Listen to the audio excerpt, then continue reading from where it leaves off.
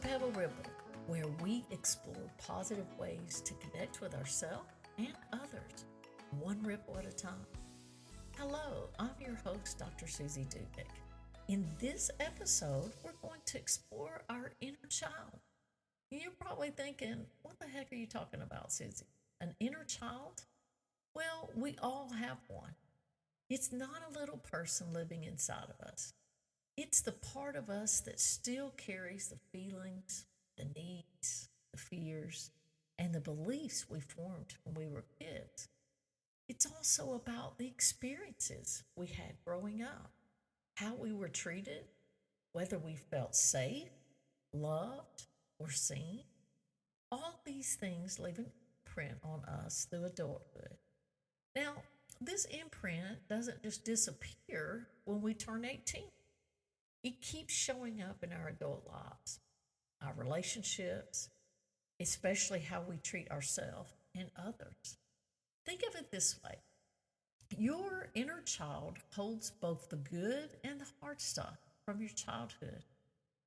On one side, there's the playful, curious, creative part, the part that knows how to feel wonder, joy, spontaneity. That's the healthy, free inner child. Do you know a toddler that lives in the future? I doubt it. Most little children, especially in the toddler age, they are most often in the present. I dare say all the time, but I would lean more toward all the time. They are in the present. They haven't developed a concept of time yet. So a few minutes, that might mean something to them, or next week, definitely not. So that part of our brain grows and becomes more complex for us to understand time. So that toddler is always in the present.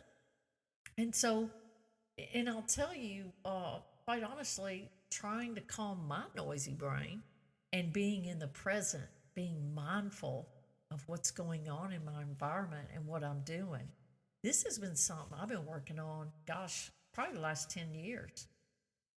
So that's the playful, curious part of us. And to me, I think a lot of work that I do with clients is to shed shame and to shed negative perception of ourselves so we can get back to that playful nature that we had growing up. Now, on the other side is the wounded part of the inner child. I'm sure some of you have heard the phrase wounded child. This is where the hurt lives. Feeling like you're not good enough, fearing abandonment, carrying shame, or believing love has to be earned. These are old wounds. And when they get triggered in our adult life, we can react with the intensity of a child throwing a fit. Uh, I call this the screaming toddler. Now, the wounded child is a screaming toddler, and I don't mean that someone is actually screaming and throwing a fit, although many people do. But they're older and they can be more harsh with those mouth daggers, calling people names or yelling and screaming. So I've seen this a lot in my office. But that the screaming toddler or wounded child doesn't necessarily mean that that person screams and yells all the time or that they're a loud person. It means they're hurting and they're expressing emotion. It could be someone that's crying and just sad. It could be someone that totally withdraws and isolates from people. So uh, this would be your wounded child. And when we get triggered, even if it's just something small in the present day, sometimes it can feel really big. It feels huge. And what this could mean is that whatever we did or that thought that we had, it could be triggering an old wound from our childhood. An example could be, let's say, uh, someone's getting ready for work and they've poured their coffee and they're headed out the door and they spill the coffee. Let's say they spilt it all over their wallet or purse or their phone. Yeah, let's say the phone because that's a big one. Well, the person gets really, really mad, and they maybe cuss a little bit or whatever, however they handle that. And they clean it up. Well, this one event has touched something in that person. They can't let go of it. They're mad. The phone was fine. They cleaned up the mess, but they've been talking negative to themselves for the rest of the day, or they will talk negatively. I'll never amount to nothing. Oh, here we go again. I'm such a clumsy person. Oh, I can't believe this, and so on. So this could go into something even deeper. I've never done anything right. I probably never will do anything right. And all of this is about spilling a cup of coffee. But what it could be triggering is, let's say, for example, the same adult as a child was told or asked by their mom, hey, take this coffee in there to your father, take this to him. So the little child takes the coffee, and let's say they dropped it and made a big old mess. So the father screams at them, I can't believe you did that. It was a simple cup of coffee. Can you not walk straight, boy? What is your problem? You're probably never going to amount to anything. Okay? I don't want you bringing me coffee anymore. So that just hurts my heart just to hear the words come out of my mouth. But some children are taught to this way. And so back into the current time for the adult, they drop the coffee and they don't realize, I really don't think that most of us realize it in our conscious brain at that time, that particular feeling is triggering something that happened a long time ago. This is an old wound, it's down in there deep, and it can be triggered any number of ways. And so from these uh, childhood experiences where we felt pain in some way, um, from that, we can develop over the course of growing up into adulthood, we can develop unhealthy behavior patterns. These will show up in relationships. It shows up in our own self talk. With that, I mean a very negative self talk, usually. Um, and it can also affect our emotional reactions, like having a quick temper. Or, like I said earlier about that screaming toddler, it may not necessarily mean I'm going to go off the handle and scream and yell and stomp my feet. I might just withdraw and go cry and withdraw in my room. It could manifest in that way also. So we have the joyous, creative, free inner child part of us. And then we have the wounded child that's part of us. And the wounded child is where we do some work in counseling. We have to go back and validate that child. We have to process that negative event with the father and dropping coffee. Go back and process that was an accident. I didn't deserve to be yelled at that way, but I need to let it go. So that's what I mean by processing. Well, that's a very vague explanation of processing, but that could be one example of how I work on that memory to be able to let go. So here's the thing, there's some good news. And that is that this part of us, this wounded child, it can be healed. Now, this isn't something you go to a couple sessions or you read a book or you listen to a podcast and you figured it all out. No. I think, in my experience as a counselor, that inner child work is some of the most difficult work out there because it's at the core of a lot of things. It addresses a wounded child behaviors may manifest as symptoms of anxiety, depression, impulsive behaviors, high emotion reactivity. So it can affect a lot of things. So it's at the core of that. So the idea behind inner child work is learning to turn toward that younger part of you, toward that little Johnny or little Cindy Lou that's 8 years old and just got yelled at. And we look at that part of us with care, with nurturing, and with kindness that we might not have received as children or received on a regular basis. We'll say that. Now, this episode's not to beat up parents because I think most semi healthy parents do the best they can with the tools that they learn coming up. So, they've said, little children aren't born with a manual. And there's no such thing as perfect parents. So one thing we do is we try to listen to our thoughts and our feelings instead of ignoring or criticizing them. With that would be that negative self-talk. we try to meet these needs in the present time. So sometimes this can be called reparenting, which is becoming a better parent to yourself from the inside in the current time. And it goes back to processing those old memories, being able to validate that little kid, and that kid can amount to something. And it was an accident, and they got scolded for that. So when people work on their inner child, they often find that they react less intensely when they're triggered. Now, this is someone doing their work. They also will treat themselves with a little more compassion. And maybe they reconnect with the playful part of them, the creative part of them. And in this way, maybe they can go on to build healthier relationships with their family and also with their partner or future partners. So the thing is, the past is done, it's finite. We can't erase painful events and memories. But one thing we can do is to stop allowing them, those painful memories, to run the show in our current life.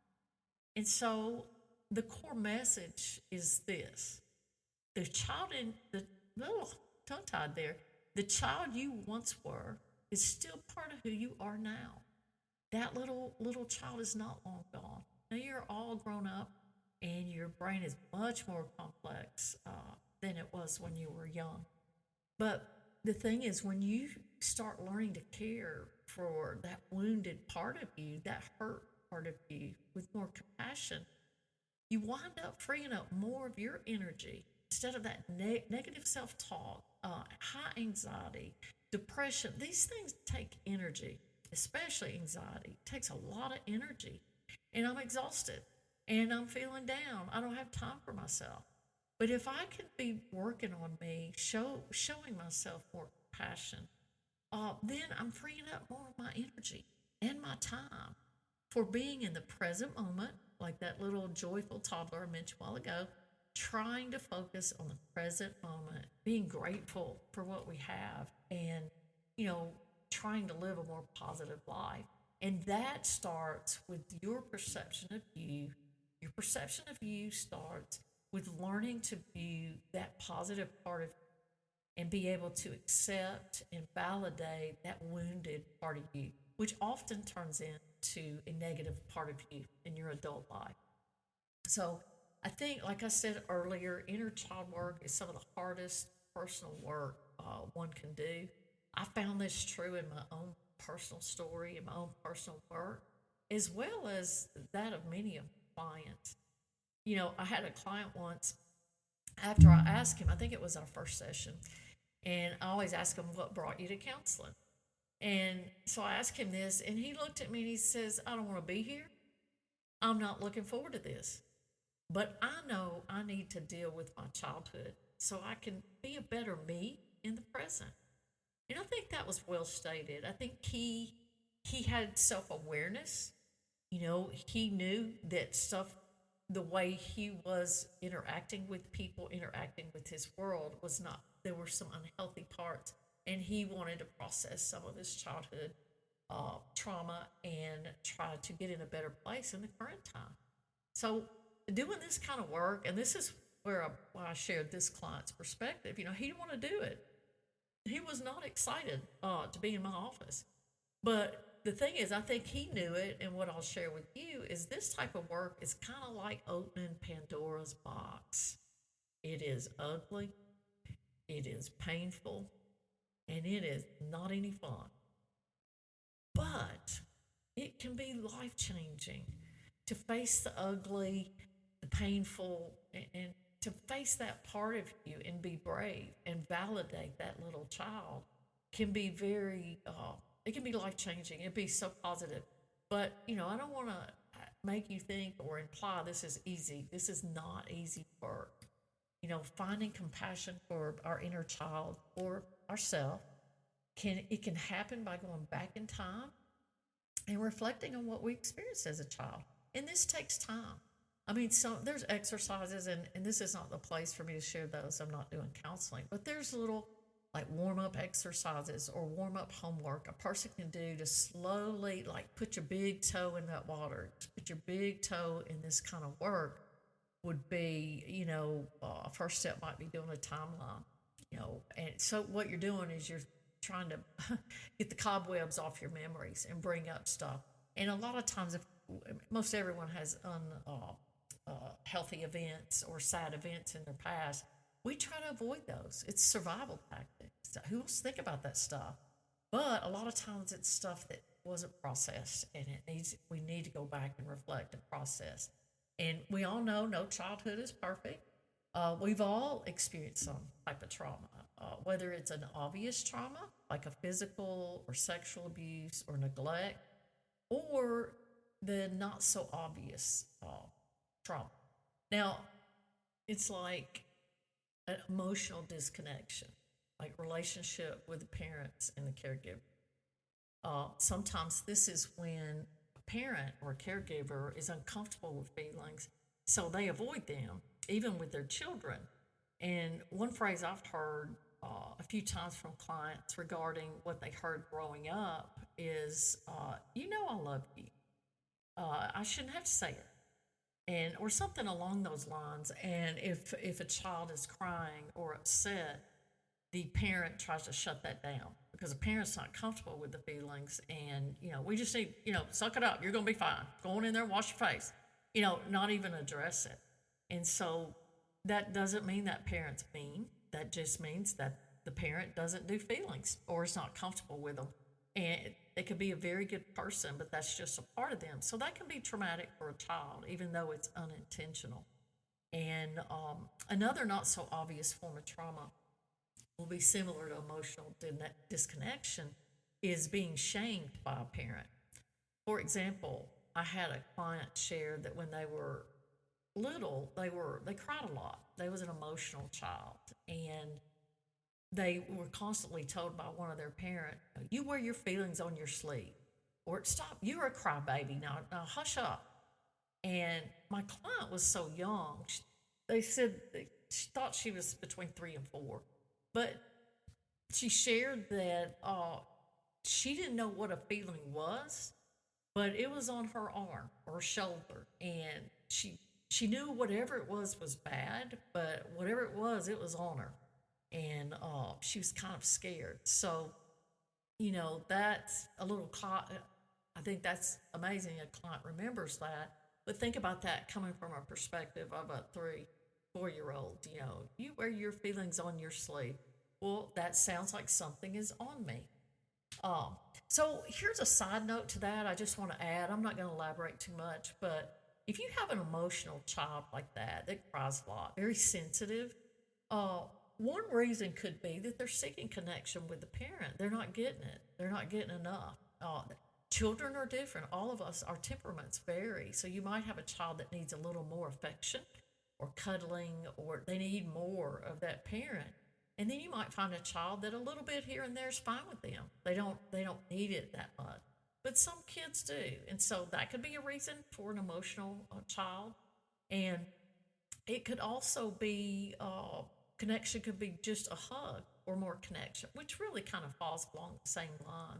Just acknowledgement of the child's presence. Might have to work a little bit harder with this child than the other, because this one is a little more needy in that respect, not in a bad way. Another reason a child might cry a lot is they're stressed and they may be experiencing some physical or sexual trauma that the parent doesn't know about. So there could be a reason behind it, what's going on in that little person's life. So I just want to throw that in there, that I don't think kids just are born crybabies and cry all the time for no reason. There's a reason, and so it's worth investigating if the parent has a child like that. But anyway, let's get back to another example of a not so obvious trauma. This could be rejection.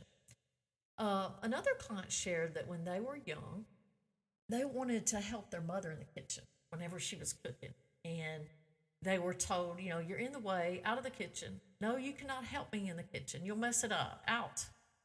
And so after being told this throughout her childhood, this client didn't cook as an adult.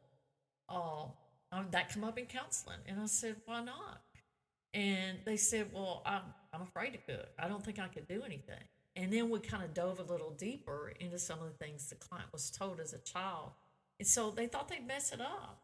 But eventually they went on and part of their own work and they started cooking and enjoyed it. They messed up, but don't we all? They messed up and they embraced it and then they tried again, maybe muffins or cookies.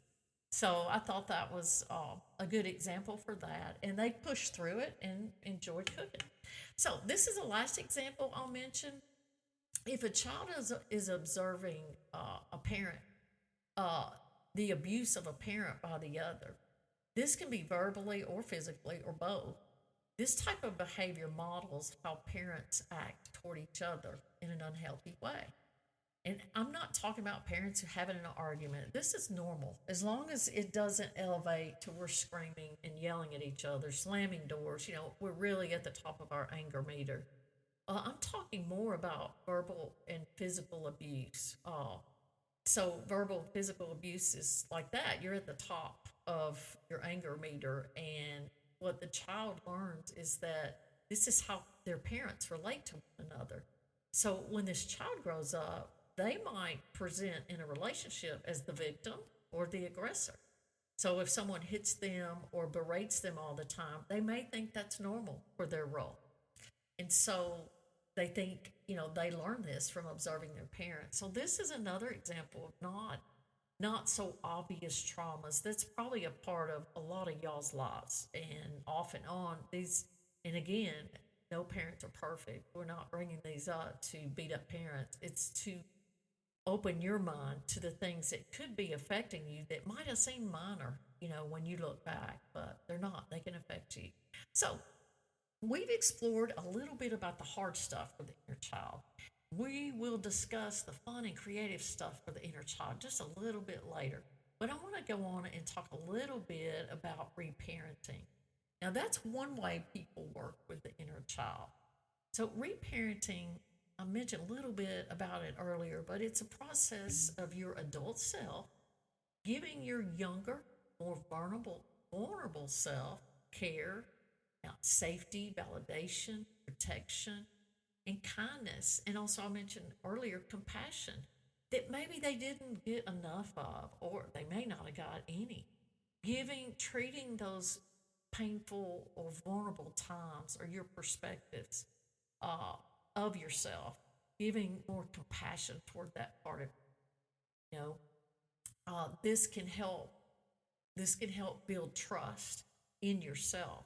And I did another episode on trust. I think trust is huge, and I'm talking about trusting ourselves. I'm not going to dive super deep on that here, but if I start working on myself and start removing the shame I've carried with me all my life about how rotten I am and I'm not worthy to be here and so on and so forth, you don't trust yourself in uncomfortable situations because you don't have much pride in that person that you don't like with all that negative self-talk. And so as you slowly start validating yourself and appreciating your life experiences, it doesn't mean you're a crybaby. It means, wow, I had a tough time, or wow, I had to learn about feelings the hard way. I had to learn about them as an adult, or hey, wow, I learned this.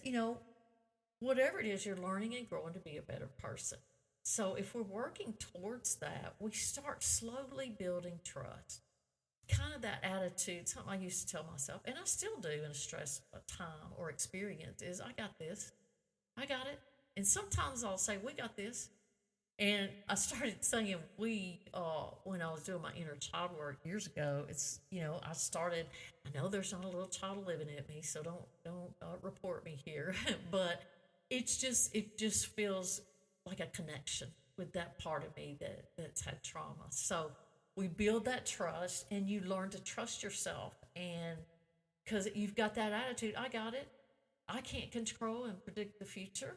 This presentation I'm doing at the office tomorrow, it's not going to be perfect, but I'll learn from that and I'll move on. And so that's trust. It's trusting trusting in yourself, that you'll be able to handle a situation you did not predict, or a situation like an accident. Life is full of that. It's too hard to predict how our future is. So we got to be able to roll with it, and that's where trust comes in. Okay, enough on that. Check out that episode called Trust. Okay, reparenting, it's slow, it's just gradual, it's small, just repetitive moments of self connection. And it's kind of going back to what I said a while ago. Slowly start validating when you're feeling afraid or insecure, validating that part of you.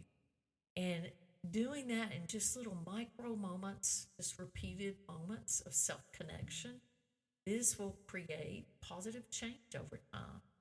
You start being more protective of your inner child and or yourself.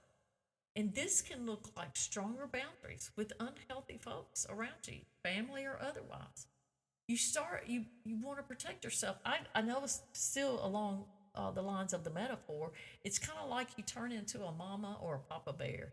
It's like, nope, not going to talk to me that way. Nope, I'm not saying you would actually say this, but you're going to be more protective of how you allow other people to treat you. So to me, that's like a mama and papa bear. I'm protecting myself. I'm not going to get sucked into that. Or this doesn't feel safe for me. This relationship does not feel safe. I don't have trust of this person. So you begin to be more protective of you. And that, I'm using inner child and the mama and papa bear metaphor, but what that is in grown up language or maybe something more realistic is boundaries, healthy boundaries, and not engaging with someone that's is trying to trigger me or trying to get me to engage in something unhealthy. That's what that would be, is healthier boundaries and protection of yourself. So one thing to note as you start, if you choose to explore this type of work, once you start connecting with your inner child, this can bring up grief. It can bring up some really strong emotions. And when you think about it, we've avoided these memories for years. Of course, we're going to be a little uncomfortable, and that's normal. But I would say go slow. And I'd strongly recommend that you seek a mental health professionals if the memories are really overwhelming. You could start down the path and see if you can do some reflecting, and then it's like, okay, I need to process. I need to talk this out because this stuff's kind of hard to talk to a friend or a relative because it can be painful and deep. So uh, mental health professional, I strongly recommend. And you may only need a session or two just to kind of get your footing on how you want to go about this, how you want to explore that part of you. So, in short, reparenting is the adult you learning to turn toward the younger parts of you. You turn toward yourself with compassion and understanding, and you get rid of the shame that you experienced in childhood, and then you're carrying it with you. Not only, how your childhood environment is, we also mess up in our young teenage years, our young adult years, and we create our own shame. So, yeah, so we're going to try to get rid of that shame and embrace our creative, joyous toddler or inner child. So, anyway, this type of personal work is deep, but it can be lasting in a healthy way. And, you know, like I said, it can also be overpowering and or overwhelming and painful to bring all this up. So I'm going to share a couple of techniques you can try to connect with your inner child. These are just above the neck, uh, psycho educational information. It's not really therapeutic things. Well, I guess it could fall under that in some ways, but it's very light stuff. So uh, one exercise is how you speak to yourself. Now, I've talked about this throughout this episode, but here I'm just going to structure it a little bit more and give you an example. So many people have this ongoing negative dialogue of self-talk, and so for example, somebody makes a mistake, and that like the coffee spilling the coffee example, you make a mistake. It's gosh, I'm so stupid. I know better. I should have done that spreadsheet better. What's wrong with me? Am I never going to amount to anything? Instead of that negative self talk, a person might try to talk to their inner child with something like this. It's okay, you got this. Yeah, you can do it. You get it next time. It's all right. You can fix it. And so another way you could think about this that might make more sense is think about if you had someone you cared a lot about, a partner, a family member, someone you really care about. If you had someone like that you cared about saying the same negative things about themselves that you're saying to yourself, would what would you say to them to offer comfort? Surely you wouldn't talk to them the way you talk to yourself. I would imagine you'd be supportive, uh, good listener, and then maybe validate that person. But I doubt you'd agree with the negative things like, I'm so stupid, what's wrong with me, I'm never going to amount to anything.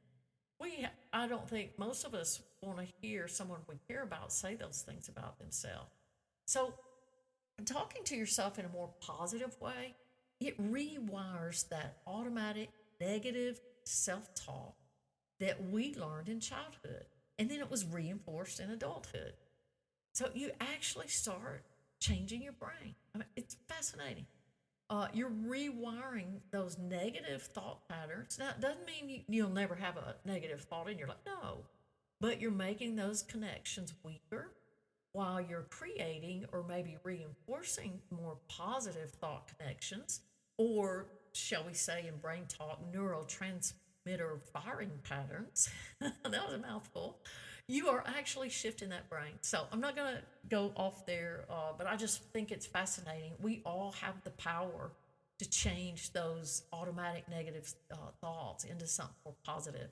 And again, this isn't perfect. There's still going to be negative popping in there, but we want to reinforce and make those thought connections strong in a positive way.